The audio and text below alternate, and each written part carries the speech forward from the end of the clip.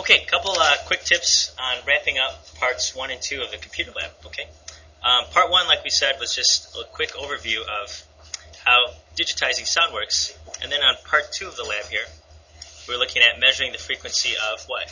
Tuning forks, right? Once you record your tuning fork on Cool Edit, you can zoom in and you can actually get the exact time scale reading. Okay, this was just some sample data I collected in another class here. And how can you read then the time for one cycle? You can either measure from what, like crest to crest, or what? Like trough to trough, or 0 point, doesn't matter, okay, to 0 point. And a little tip is don't rely on what the computer tells you in the bottom right-hand corner, but actually read it off the time scale at the bottom. You get more accuracy there, okay? If you know, then the 2 times when the air was first squished, let's say at a crest, and then it popped back open at the trough and then squished again, you can find the time for one cycle by simply doing what to those 2 numbers? You just what? Subtract, right? And then you can then calculate the frequency based on taking the reciprocal of the period using our equation right out of our toolbox, our third one there, yeah? And so for this case, I got like 131.58 hertz, okay? And again, don't forget units on your final answer. So how do you find percent error? That was the question there, yeah? The bottom of the lab page there, okay, percent error equation's right here, okay, where it's theoretical minus measured divided by measured times 100%. In other words, we want to see how much we're off by, okay? So the theoretical value is what's printed on the tuning fork. In this case, it was supposed to be 128, okay? Then you subtract your measured value, which is what you calculate, 131.58. Who's actually right? You are the manufacturer. You are, because you actually measured it, okay?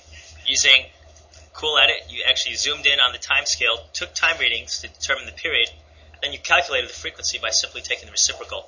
This is just somebody in a factory. Actually, that wouldn't be a very fun job. And you just label all the tuning forks. You just stamp it right onto the metal there, okay? And then you multiply by 100. So in this case, this fork was off by like 2.7%, okay? And your forks will be off anywhere from like, I don't know, 1 to like 15%, depending on them. Some of the forks are actually pretty good, considering how much they've been beaten on there, okay? On the lab, you only have to show 4-step calculation for one of your tuning forks. Just do your first fork. And then anytime in lab when we do sample calculation, you never have to show it again. That's the whole point of a sample. You prove to me that you know how to do it, and then for the second one, you don't have to show all your work again there. Okay? So we always show a sample to break it down, and then you can continue there. Okay? Let's go ahead and set up our little 4-step sketch together, okay? Step 1 is you draw a little picture. Here's what you're going to do. You're going to take this steel rod, and they're either at the lab tables or you can pick them up in this back corner here by the meter sticks. And you're going to generate a sound wave in there by hitting it on the ground. And then you can actually figure out how fast sound moves through that steel rod. Kind of cool, yeah? Common sense. Does sound move faster through the air or through steel? What do you suppose? Okay. Well, when you hit a air molecule, it hits the next one, and that's how sound propagates, right? About 300 and what? You guys remember? Like 343 meters per second. A little over 750 miles an hour normally, okay? How about steel? Is steel thicker or thinner than air? Obviously. Man, we are tired, yeah? It's a long week. Steel thicker or thinner? What's more dense, air or steel? Come on, guys. Work with me here. Steel, right? So because steel is a lot thicker, medium, it's a lot more dense, the molecules are packed close. If I hit one and it hits the next one, what will the propagation do? Will it go slower or faster? What do you suppose? They're packed in really close, and you hit one, yeah, it's going to be a lot faster, okay? And you're going to actually figure out how fast. So let me show you a little trick here with the steel rod. I take my steel rod, okay, and I just whack it on the ground. It kind of makes like a thud sound, yeah? Not that exciting, okay? Use common sense. When you hit a steel rod on the ground, I'm going to strike it on the ground, okay? What's going to happen to the ends? Will they shake a lot or not very much at all? If I hit it on the ground, I'm whacking it. It's going to shake a lot, right? So do I get a node or an antinode? Right here, guys. An antinode. And I also have an antinode here. So what's always going to be between 2 antinodes? You're always going to have a what? A node. So here's how you can force a node. Anybody know how to find the center of a rod?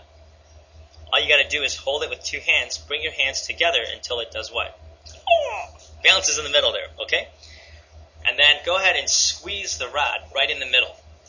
And by doing that, you're going to force what there? So it can't shake. A node. You're going to force your steel rod to vibrate at the fundamental or the first harmonic. In other words, the easiest way you can shake a steel rod is to have an antinode, node, antinode. Okay, check it out now.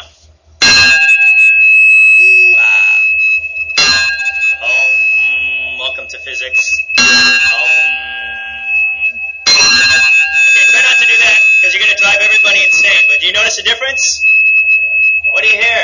Is it big? Is it loud? Is it kind of musical? Yeah, it's kind of musical. Slightly annoying. Sexy wave. Wow, we got resonance, okay? So let me stop that so I don't drive you completely insane. By the way, I know you'd be tempted to do like crazy kung fu moves. Please don't do that, okay? We don't want physics students killing each other. Anyhow, okay? Here's where the picture is like super important, okay? Normally, picture's not that critical, but in this case, it's very important. When you strike the steel rod on the ground, you send out a sound wave, yeah? Okay? And then, I guess I'll finish my sketch. We're going to use Cool Edit with our microphones here. Here's my little microphone to pick up the sound wave, okay? And then the computer then digitizes it, and then you see your waveform, right? And then you can measure the frequency, just like we did in part 1 with the tuning fork, yeah? Okay? So just a little sketch of what's going on there, yeah? But anyhow, here's what's important, and that is drawing a picture of what happens inside that steel rod. Like we said, at the ends they can shake a lot, so a node or antinode at each end. We can force a what? Antinode, yeah? And then how about in the middle? We got to have a what? A node. So notice I'm going to sketch in the wave. This is what the wave looks like. This would be a really good test question, actually. Oops, did I say that out loud? I didn't say that. Anyhow, there we go. Antinode, and then we'll kind of sketch this in like that. Okay, there we go. Okay? So we have an antinode at each end, and then a node in the middle. Okay?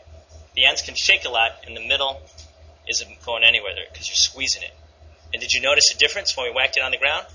Big time, yeah? Because we're driving the steel rod at its natural frequency. When you shake something, how it likes to be shaken, it shakes big, it shakes loud, and it shakes sexy. There you go, okay? Large amplitude responsive system when driven at its natural frequency. So anyhow, here's how this helps us, okay? Step 2, we list our what? Knowns and unknowns, yeah? What are we really trying to find? The speed of sound in steel? What's a fancy way to say I want to find speed? I really want to find what? Velocity. Don't know it, yeah? We're going to figure that out in meters per second. And like we guessed, it's going to be really, really fast, yeah? What else do we know or not know in this case? What can we actually try to measure there? Okay, well, a little hint is cheat and look in your toolbox there, yeah? Which equation relates velocity and properties of waves? Okay? Well, we have velocity is equal to our change in x over time, but it's hard to know, like, okay, how quickly that sound wave travels through here, right? So we can't really use that first equation. So if you rearrange that first equation, velocity is equal to wavelength times frequency, now we're on to something. In other words, if we know the wavelength of the sound wave and the frequency, then we can use our fourth equation in our toolbox, which is V equals lambda f, wavelength times frequency. So all we need to do is measure frequency and wavelength, and we can figure this out. So in other words, using four-step method is like doing a jigsaw puzzle. It helps you break it down. And that's what I'm really trying to train you in the end. So 10 years from now, you might go on to do different, greater, bigger, better things. Though not too many things are better than physics. Just kidding, okay? But you will need to know how to think logically, break down problems, communicate. And that's what we're trying to get you to do here, okay? Anyhow, enough of my self-promoting speech here. Let's take a look at breaking this sucker down. Yeah. Frequency. How are you going to find frequency in hertz? Well, guess what? What were we trying to do in part 1? We were trying to find the what? Frequency of tuning forks. So same deal, right? All you got to do then is zoom in on one wave cycle, take the time readings in seconds, right? Subtract the two, and then you can use the equation what? Frequency equals what? 1 over the period, yeah? And you'll be able to then figure out then the frequency. So in other words, once you measure the time for one cycle in seconds off Cool Edit, you can then find the frequency. Okay? Almost there. What's the last piece of the puzzle? All we need to know is the what? The wavelength, the lambda. We got to find lambda. Okay? The upside down looking Y there, yeah? So how the heck are we going to find the wavelength generated in here? Here's where your picture is super important. Okay? Notice we're generating a harmonic that's an antinode, node, antinode. So we can actually use this picture to figure out how many wavelengths are there. Again, for the sake of reference, let's sketch a full wavelength. A full wavelength, a full sine wave, okay, if you remember from your math class, looks like that, which is a node, antinode, node, antinode, node, a nan-nan. So for every node, antinode, node, antinode combination, it's a quarter of a wavelength, in other words. Okay? So you tell me, how many wavelengths are we generating inside our steel rod when we force a node in the middle and get it to go at the fundamental? I have an antinode and a node. That's a quarter of a wavelength right there. This is a quarter, right? And then here I have another quarter. So how many are there altogether?